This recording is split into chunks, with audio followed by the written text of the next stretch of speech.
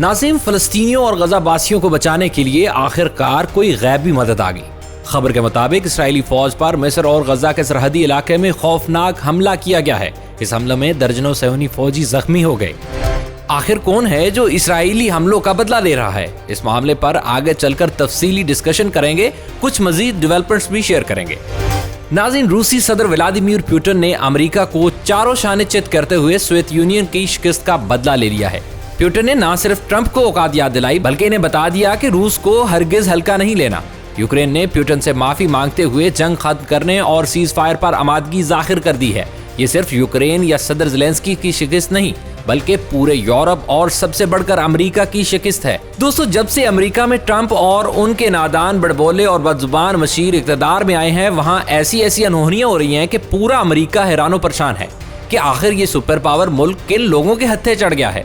America में इस वक्त हाहाकार मची हुई है कि ट्रंप, उनके कौमी सलामती के मशीर और फौजी ओहदेदारों के दरमियान होने वाली चैट लीक हो गई है। अमेरिकी सदर डोनाल्ड ट्रंप से पहले यमन पर हमले का मंसूबा न सिर्फ लीक हो गया, बल्कि एक सहाफी तक भी पहुंच गया। इस खबर के हसूल के लिए इस सहाफी ने किसी ओहदेदार का मोबाइल फोन हैक किया और ना ही कोई मुशक्कत की, बल्कि खुद ट्रंप के किचन कैबिनेट के लोगों के पास से ये इन्फॉर्मेशन एक सहाफी तक पहुंच गई। अमेरिकी मीडिया में ये बहस शुरू हो गई है कि मुल्क में मस्खरों की हुकूमत मुसल्लत हो चुकी है, जो बगैर सोचे समझे कोई भी काम कर लेते हैं। अमेरिकी दानिशवर और तज्जियाकार ये कहते सुनाई दे रहे हैं कि इस तरह तो कोई कंपनी नहीं चलाई जा सकती जिस तरह से ये मस्खरे सुपर पावर मुल्क को चला रहे हैं। इस पूरी दुनिया में इस वक्त साइबर सिक्योरिटी इंतहाई संजीदा, हसास और संगीन मसला है। फिर अमेरिका जैसे मुल्क में तो वैसे ही इतने ज्यादा सिक्योरिटी प्रोटोकॉल फॉलो किए जाते हैं, निचली सतह पर इन चीजों का इतना ज्यादा ख्याल रखा जाता है। लेकिन यहाँ आलम यह है कि एक ग्रुप में अमेरिकी सदर, कौमी सलामती के मशीर और फौजी ओहदेदारों के दरमियान होने वाली गुफ्तगू और एक मुल्क पर हमले का मंसूबा ही लीक हो जाता है। हालांकि यही डोनाल्ड ट्रंप थे जिन्होंने पिछली बार सदारती मुहिम में हिलरी क्लिंटन का जीना हराम कर दिया था, क्योंकि उन्होंने ईमेल्स के लिए मखसूस सिक्योरिटी प्रोटोकॉल इस्तेमाल नहीं किया था। अब इस वक्त $1 मिलियन सवाल ये है कि क्या इतनी बड़ी नाअहली में मुलव्विस जिम्मेदारों को सजा मिलेगी? क्या ये संगीन और फाश गलती करने वाले ट्रंप के चहेते सिक्योरिटी एडवाइजर के खिलाफ कोई एक्शन होगा या फिर मामला फाइलों में दबा दिया जाएगा? दोस्तों, मशरिक़ वस्ता से खबर यह है कि अमेरिका ने यमन के खिलाफ जंग तेज कर दी है। अब अमेरिकी तैयारों ने हौसी रहनुमा अब्दुल मलिक अल हौसी के गढ़ सौदा सूबे पर हमला किया है।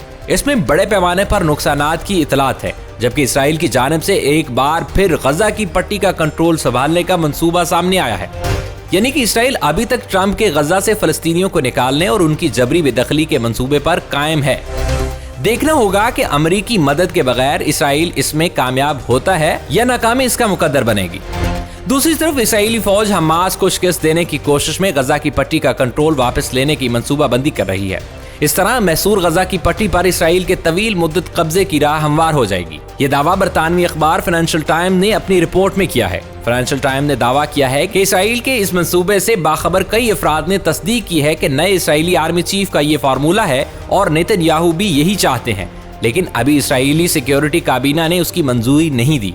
इसराइली हुकूमत समझती है कि ट्रंप की व्हाइट हाउस में वापसी की बदौलत इस मंसूबे पर अमल दरामद करना आसान और मुमकिन है, क्योंकि ट्रंप इस वक्त सहूनी लॉबी के इशारों पर नाचने वाली कठपुतली बने हुए हैं। नेतन्याहू ने यह मंसूबा जो बाइडन के दौर में भी पेश किया था, लेकिन जो बाइडन ने इसे मुस्तरद कर दिया था। वो नहीं चाहते थे कि इसराइल मजीद इलाकों पर कब्जा करे और फलस्तीनियों को बेदखल करे। यही डोनाल्ड ट्रंप थे जिनके दौर में अमेरिका ने मकबूजा बैतुल मुक़द्दस को मुतनाज़ शहर मानने की बजाय अपना सफारत खाना वहां मुंतकिल किया था। बरतानवी अखबार का कहना है कि डोनाल्ड ट्रंप भी हमास का मुकम्मल खात्मा और शिकस्त चाहते हैं। अब इसराइल का प्लान यह है कि एक बार फिर गजा में जमीनी फौज उतारी जाए, वहां जंगजू यूनिटों को तलब किया जाए और फिर गजा की पट्टी के वसी रकमों पर कंट्रोल के बाद वहां के 22 लाख आबादी को बहीरे रूम के साहिल पर एक छोटे से इंसानी इलाके में रहने पर मजबूर कर दिया जाए। नाज़रीन, 1967 की अरब इसराइल जंग के बाद सेहूनी रियासत ने गजा पर कब्जा कर लिया था, जो तकरीबन 4 दहाइयों बाद साल 2005 में जाकर खत्म हुआ और अब एक बार फिर नेतन्याहू यही चाहते हैं। दोस्तों, एक और खबर आपके साथ शेयर करें कि अमेरिका ने यमन पर 13 फजाई हमले किए।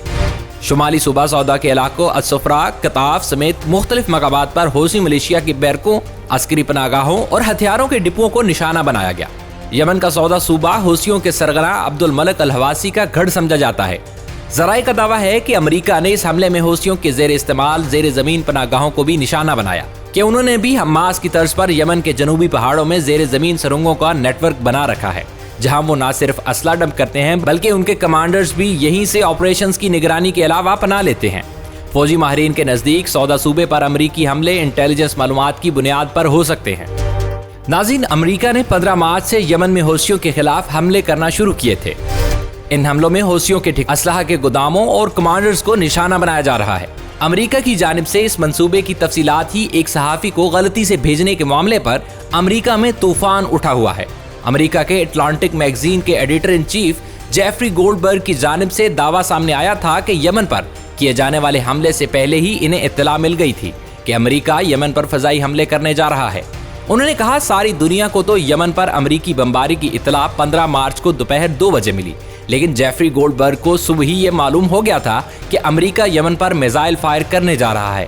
جیفری گولڈبرگ نے بتایا کہ اس کی وجہ یہ تھی کہ وزیر دفاع پیٹ ہیگزیٹ نے 11:44 پر مجھے بھی جنگ کا تمام تر منصوبہ ٹیکسٹ پیغام میں غلطی سے بھیج دیا تھا۔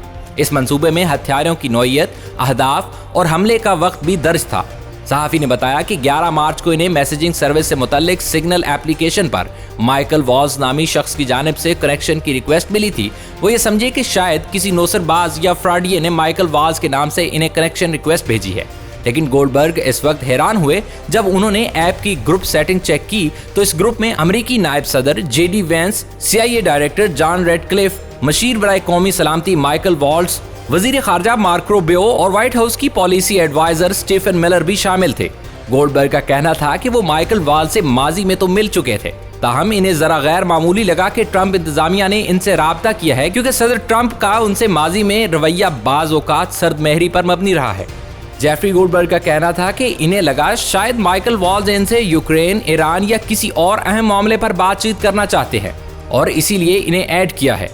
جب اس معاملے پر سٹیفن ملر سے صحافیوں نے سوال پوچھا تو انہوں نے سیدھا جواب دینے کی بجائے آئیں بائیں شائیں شروع کر دی۔ ٹرمپ نے تو صاف لفظوں میں کہہ دیا کہ وہ اس معاملے سے متعلق کچھ نہیں جانتے۔ ناظرین، امریکہ میں اس وقت خوب لیدے ہو رہی ہے۔ ملک پر کیسے مسخرے مسلط ہو گئے ہیں جنہوں نے قومی سلامتی جیسے اہم اور حساس ایشوز کو بھی مذاق بنا ڈالا ہے۔ اب ٹرمپ انتظامیہ پر دباؤ ڈالا جا رہا ہے کہ وہ چیٹ لیک کیس کے ذمہ داروں کے خلاف نہ صرف کارروائی کرے بلکہ سخت سزا بھی دی جائے تاکہ آئندہ امریکہ کی سلامتی اور سیکیورٹی کمپرومائز نہ ہو۔ لیکن ٹرمپ ہر صورت اپنے درباریوں اور ہواریوں کو بچانا چاہتے ہیں۔ ان کی کوشش ہے کہ معاملہ ٹھنڈا ہونے تک انتظار کیا جائے اور پھر چل سو چل۔ دوستو، مصر کی سرحد پر تعینات اسرائیلی فوج پر ایک صحرائی بلے نے حملہ کیا جس کے نتیجے میں درجنوں صہیونی فوجی زخمی ہو گئے۔ اسرائیلی میڈیا کی جانب سے نشر کی جانے والی اس خبر کے بعد یہ نیوز سوشل میڈیا پر جنگل کی آگ کی طرح پھیل گئی۔ سوشل میڈیا صارفین نے صہیونی فوج پر حملہ کرنے اور اسرائیل میں گھس کر اسے سبق سکھانے والے اس صحرائی بلے کو مصری لینکس کا نام دیا۔ عرب سوشل میڈیا صارفین نے مصری لینکس کے اقدام کو بہادری پر مبنی قرار دیا۔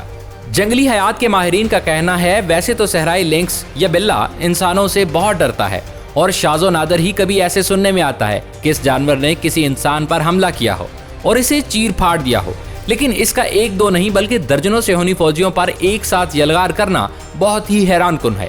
یہی وجہ ہے کہ لوگ سوشل میڈیا پر عرب حکمرانوں کو تانا دے رہے ہیں کہ انہوں نے تو غزہ کی مدد کے لیے کچھ نہیں کیا، لہٰذا اب ان بے بس لوگوں کی مدد کے لیے غیب کی طرف سے مدد آ گئی ہے۔